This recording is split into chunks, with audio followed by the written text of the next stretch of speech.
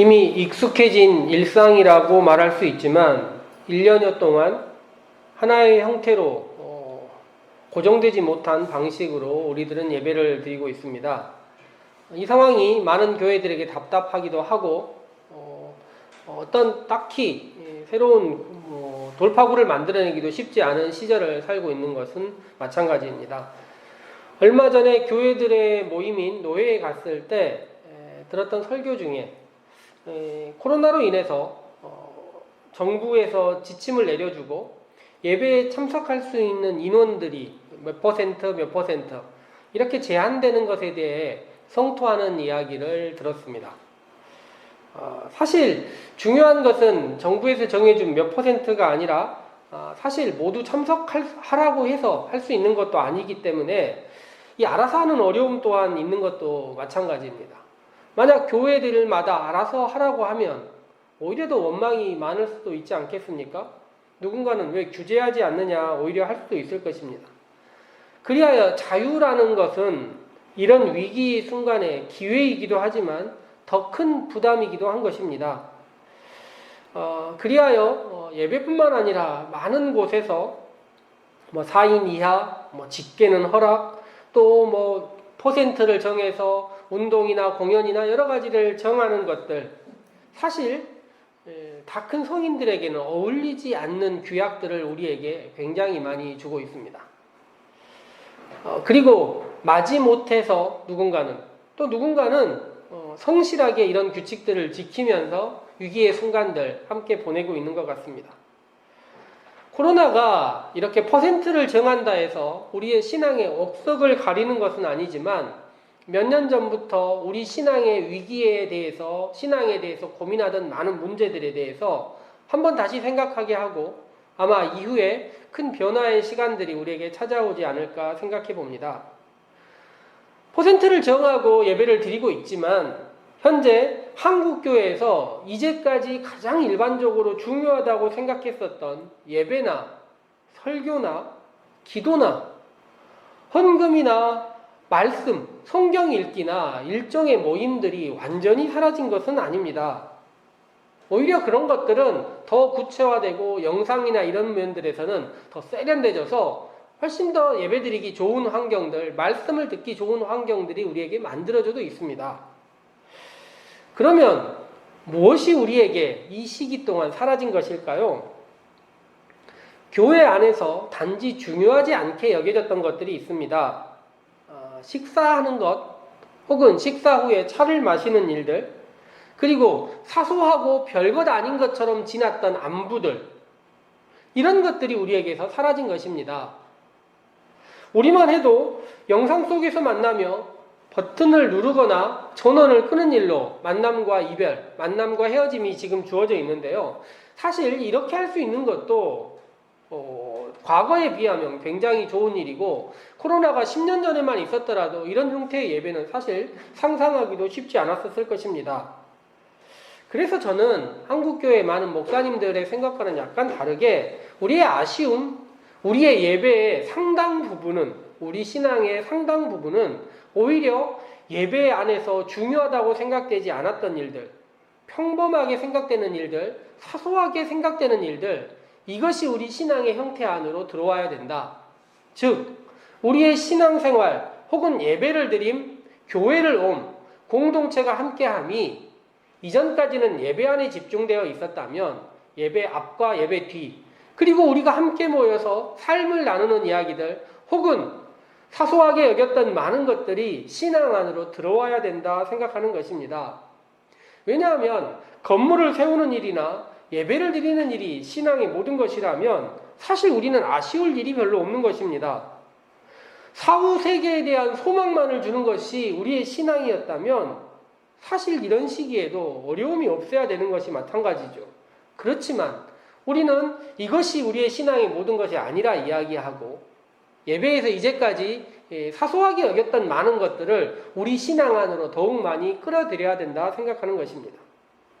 그렇게 생각해보면 예수님께서 하신 이야기도 그와 마찬가지입니다. 예수님은 처음에 사람들에게 이야기하실 때는 하나님 나라가 가까웠다 이런 이야기들을 많이 하셨어요. 회개해라 이런 이야기를 하셨지만 오히려 예수님의 사역이 진행되면 진행될수록 밥 먹는 문제나 누구와 함께하는 이야기나 누가 이 자리에 함께 있는 것이나 식사 자리에서 어디에 앉을 것인가나 누구와 함께 식사할 것인가 오히려 이런 이야기들을 많이 하시면서 본질이 아니라 생각했던 많은 일상의 이야기를 우리 신앙의 이야기로 가져왔던 것입니다. 왜 이런 것이 필요할까요? 우리는 신앙생활을 시작하면 보통은 2개의 긴 문장을 외우곤 합니다. 오늘도 우리가 예배 시간 시작해 했었던 사도신경과 보통은 예배를 마칠 때 혹은 우리가 일상의 기도로 드리고 있는 주기도문 이 2개의 긴 문장을 신앙생활을 하게 되면 보통은 다 외우곤 합니다. 그런데 이 2문장의 이 2개의 이야기의 시작이 무엇입니까? 전능하사 천지를 만드신 하나님 아버지 이렇게 시작하고 또 하늘에 계신 우리 아버지 이렇게 시작합니다. 신앙에 대한 이야기, 신앙에 대한 고백, 하나님과의 대화의 이야기를 시작하면서 어찌 보면 우리를 넘어 있는 거대한 창조와 하늘에 대한 이야기를 시작하면서 갑자기 아버지라는 극히 개인적이고 관계 중심적인 이야기를 그 뒤에 꼭 붙이는 것입니다.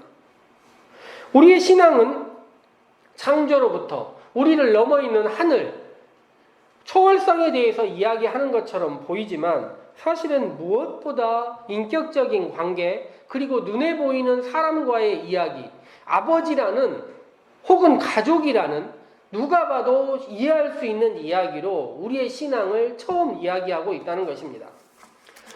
사실 이스라엘 사람들이 처음부터 이런 생각을 한 것은 아니었을 것입니다. 이스라엘 사람들이 나라가 멸망한 다음에 포로로 끌려갔던 곳에서 하나님에 대해서 새롭게 인식하기 시작합니다.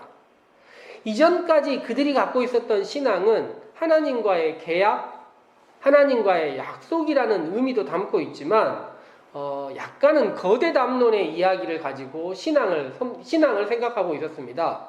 즉 민족의 고난을 구원할 신 혹은 타국과의 전쟁에서 우리를 구원할 신 혹은 자연현상을 지배하는 신으로 하나님을 생각했습니다.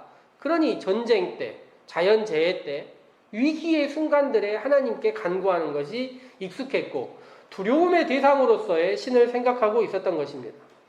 그리하여 오히려 하나님은 이 문제를 일상으로 계속 넘어보려고 하지만 이스라엘 사람들은 일상의 문제를 오히려 우상과 함께 하려는 타락하고 왜곡된 신앙을 갖게 되었습니다. 그런데 이스라엘 사람들이 온전히 다 흩어져 버린 다음에 포로로 끌려가고 모두 다 흩어져 버린 다음에 오히려 그들은 일상을 발견하게 됩니다. 멀리 타국에 신전을 갈 수가 없고 그들이 가질 수 있는 최소한의 신앙의 단위는 가족이었습니다. 그래서 가족이 식사하는 것을 제사라고 생각하고 그리하여 정결법을 지키고 그 다음에 그들이 함께 모여서 토라, 말씀, 율법을 기억하는 것 이것을 신앙이라 생각하고 가족이 신앙의 기초가 되었고 출산은 공동체를 이어가는 일로 생각하고 있었습니다. 그리하여 구약 성경에 유독 유난히 나오는 이 출산의 문제로 이어지는 단절들은 그들의 공동체의 생존의 문제였기 때문에 신앙의 전승의 문제였기 때문에 그렇게 중요하게 여겼던 것입니다. 그렇게 생각하다면 신약 성경에 나와 있는 식사나 정결법의 문제에 대해서 무척 폐쇄적인 유대인들의 이야기에 어느 정도는 이해가 되기도 하고 공감이 되기도 합니다. 그들은 자신의 신앙에 충실했고 당연하게도 정해지는 규칙을 지키다 보니 배타성이 몸에 배일 수밖에 없었던 것입니다. 그런데 문제는 포로기에서 돌아오고 좀 더 자유로운 형태의 신앙생활이 가능해진 상황에서 신앙에 대해서 공동체의 기초에 대해서 다시 한번 생각할 시간이 필요하고 그럴 여지가 충분한데도 그렇게 하지 않은 것입니다. 새로워진 환경이 주어졌는데도 과거의 것을 답습하면서 그것만이 전부라고 이야기하는 것입니다. 하나의 발견이 새로운 발견으로 이어지지 않고 하나의 발견에 멈춰서 그것을 구습으로 만들고 있었던 것입니다. 그들은 하나님은 늘 새로운 분으로 이야기하지만 그들에게 주어진 신앙은 과거의 것을 그대로 맞추는 것만이 그 틀에 자신을 넣는 것만이 신앙이라고 생각하고 있었습니다. 그런데 예수님이 그들에게 오셔서 이야기를 합니다. 옛사람은 이렇게 말했는데 나는 너희에게 이렇게 이야기한다. 이게 복음서를 시작하면서 예수님이 하신 대표적인 이야기입니다. 즉 신앙에 대해서, 가족이라는 공동체에 대해서, 혹은 이웃에 대해서, 식사에 대해서 전혀 다르게 이야기를 하시는 것입니다. 그래서 예수님은 식사와 일상의 문제에 대해서 그들에게 다르게 행동하고 다르게 대합니다. 죄인과 함께 식사하고 흔히 말하는 낯선 사람들, 이웃이 아닌 사람들과 식사를 해버리는 것입니다. 그래서 예수님이 그들에게 그렇게 문제가 되었던 것입니다. 그런데 말입니다. 예수님이 하신 많은 일들이 왜 이렇게 생각하시는 것일까요? 왜 일상의 문제를, 정해진 가족을 넘어서서 이런 문제를 발생시키는 것일까요? 하나님 나라가 본질이고 회개가 본질이라면 이렇게 식사나 가족이나 낯선 사람들과 함께하는 이야기를 전면에 내세울 필요가 없지 않습니까? 오늘 성경 이전에 나와 있는 이야기를 보면 예수님께서 제자들이나 자신을 따르는 많은 사람들에게 뭐라고 이야기를 하시냐면 버림 혹은 따름에 대해서 이야기를 하십니다. 일부의 사람들이 예수님을 따르면서 이런 이야기를 하세요. 부모님이 장례를 당했습니다. 부모님이 돌아가셨습니다. 어떻게 할까요? 예수님이 안 된다. 혹은 집안 식구가 원수라고도 이야기를 하십니다. 그래서 하나님을 따르기 위해서는 많은 것들을 단절해야 된다 이야기를 하시는 거예요. 사람들이 낯설게 생각합니다. 이제까지 그들에게 가장 중요시 여기는 것은 가족이었고 가장 의미 있는 것이 가족이었는데 갑자기 그것들을 끊어내라고 이야기를 하고 있는 것입니다. 예수님께서 이런 이야기를 길게 하고 계시는 사이에 예수님을 무척 난처하게 할 상황이 오늘 우리가 읽은 성경 가운데 나옵니다. 예수님께서 우리에게 말씀하실 때, 예수님께서 설교하실 때, 하나님 나라에 대해서 그리고 새로운 공동체에 대해서 이야기하고 계실 때 그의 어머니와 동생들이 예수님을 찾아온 것입니다. 성경 가운데 예수님을 찾아왔다는 이야기가 여기에 유일해요. 이 각자의 마태, 마가, 누가복음에 공공연하게 예수님을 찾아온 이야기를 병행 본문들이 다 이야기하고 있는데 찾아왔다고 얘기를 해요. 그런데 이제까지 예수님이 하신 이야기가 무엇입니까? 더 본질적으로 이제까지 자신들이 가지고 있었던 유전적인 관계나 많은 것들보다 더 새로운 관계를 이야기해라 하고 있는데 어머니와 형제들이 찾아와서 이야기를 합니다. 무척 난처한 상황이죠. 그런데 예수님께서 48절 말씀에 전혀 새로운 이야기를 하세요. 사람들에게 물어보는 거예요. 누가 내 어머니이며 내 동생들이냐? 이것이 질문할 이야기입니까? 우리가 생각할 때 이것은 질문할 이야기가 아닌 거예요. 사실 신앙은 질문이라고 생각하시고 우리가 하나님께 많은 질문과 고민들을 이야기해야 된다지만 이것은 사실 질문의 이야기가 아닙니다. 그런데 예수님께서 누가 내 어머니이며 내 동생들이냐라고 이야기를 하십니다. 예수님은 당시 시대에 누구보다도 사람들이 기초단위라고 생각하고 있었던 가족의 문제 혹은 끊을 수 없는 관계라고 생각하는 부모 자식의 문제를 새로운 단위로 묶어보자 이야기를 하시는 것입니다. 그래서 예수님이 뭐라고 이야기하냐면 제자들을 가리켜서 이야기합니다. 나의 어머니와 나의 동생들을 보라. 사람들은 얼마나 놀랐을까요? 사람들이 생각할 때 내가 생각하는 신앙이라는 것이 이제까지 가지고 있었던 많은 것들은 기초 단위를 끊을 수 없다고 생각했는데 예수님은 전혀 다르게 이야기를 하십니다. 그리고 놀랍게도 신약 성경 이후에 기록되는 많은 서신서들을 보면 사람들이 편지를 보내면서 낯선 사람에게 보내면서 뭐라고 이야기를 하냐면 하나님의 뜻을 따르는 많은 사람들을 사랑하는 형제 자매라고 이야기하기 시작하는 것입니다. 그리하여 그들 마음 가운데 이제까지는 그들이 생각하는 전통의 관계가 아니라 새로운 관계로 무엇인가가 형성되고 만들어질 수 있다 생각한 것입니다. 기독교가 처음에 하나의 소규모의 종교 공동체에서 이렇게 넓어질 수 있는 가장 대표적인 이유는 유전적인 관계나 많은 사람들이 기초단위라고 생각하고 있었던 단계를 새롭게 끊어내고 새로운 형제, 자매, 어머니, 아버지, 자녀를 만들 수 있었기 때문입니다. 그런데 이렇게 할 수 있는 근본적인 이유가 무엇일까요? 많은 사람들은 관계를 맺어가는 이유가 무엇입니까? 물질적인 것, 사회적인 관계, 혹은 자신의 지연과 학연과 많은 것으로 형제, 자매, 이웃을 만들어가고 있습니다. 그런데 오늘 성경 말씀에 뭐라고 적혀 있습니까? 내 아버지의 뜻, 이것이 사람과 사람을 묶어가는 새로운 관계의 핵심이라는 것입니다.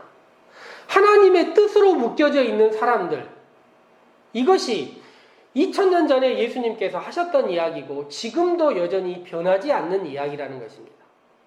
오늘 성경 이후에 추후에 신약 성경의 뒤쪽을 읽다 보면 반복해서 바울도 그렇고요, 다른 예수님의 제자들도 가족 관계에 대해서 이야기하는 흔히 말하는 가훈표라는 것들이 성경 가운데 나오곤 합니다. 그래서 가훈표들은 에베소서를 읽다 보면 이런 얘기가 나와요. 아내들이여 순종해라. 남편들이여 사랑해라. 자녀들이여 부모에게 순종해라. 부모들이여 자녀를 노엽게 하지 말라. 골로새서도 똑같아요. 아내들아 남편에게 순종해라. 이것이 주 안에서 마땅하다. 남편들아 아내를 사랑하며 괴롭게 하지 말아라.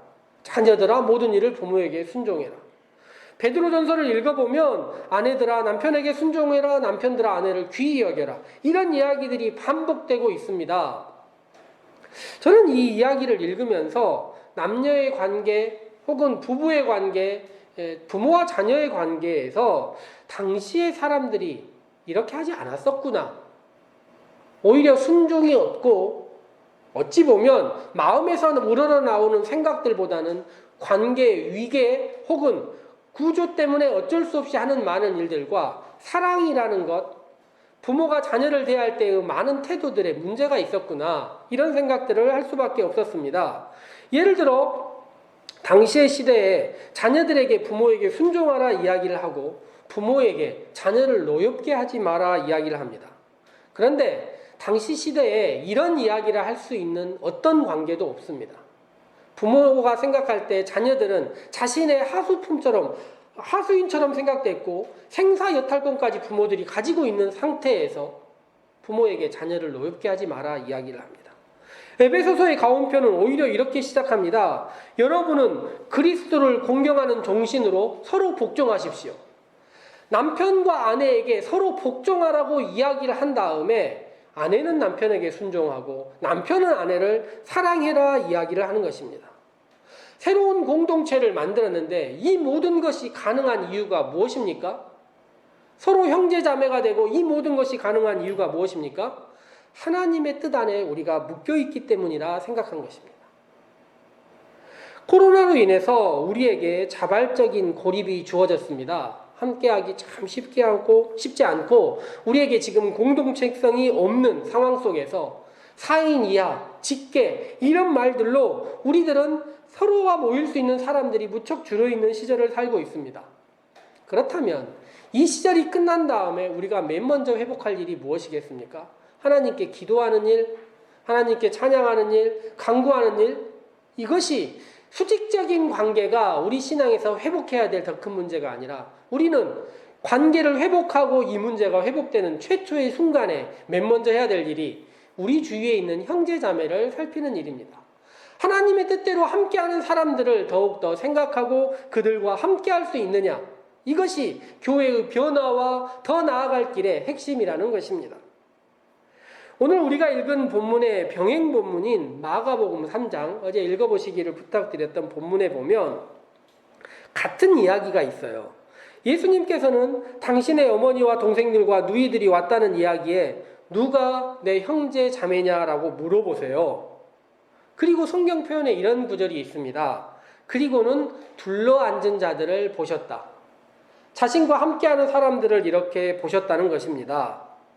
그리고 둘러앉은 사람들을 향해서 이야기를 합니다. 하나님의 뜻대로 행하는 사람, 하나님의 뜻대로 새롭게 가족된 여러분들이 나와 함께 있습니다.